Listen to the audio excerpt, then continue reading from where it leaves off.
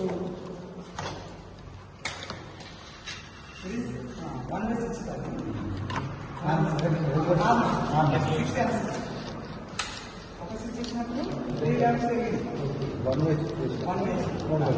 అయితే సెకండ్ అంటే ఇది 2/6 చేసినప్పుడు ఒక ల్యాంప్ అంటే 2 సో తక్కువ స్విచ్చెస్ వాడి ఎక్కువ లైట్ను ఆపరేట్ చేసి అది డీపీనా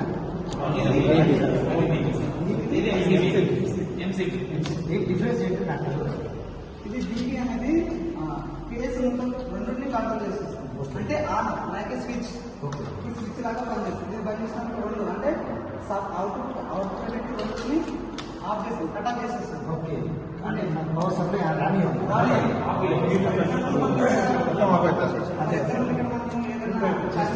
టచ్ చేసినప్పటికీ మనకు హమ్మింగ్ రాదు. సో ఇది సేఫ్ ఇది డీపీ, అది డీపీ, ఇది ఎంసీ అంటే మినిచర్ సర్క్యూట్ బ్రేకర్.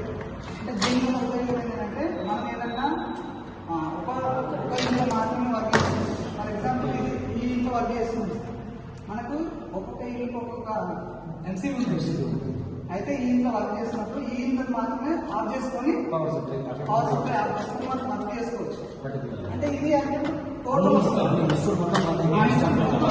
ఇదైతే ఒక రూమ్ అనుకుని 50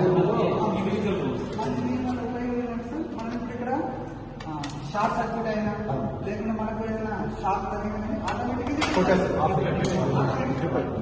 అది కాదు ఇది కాదు.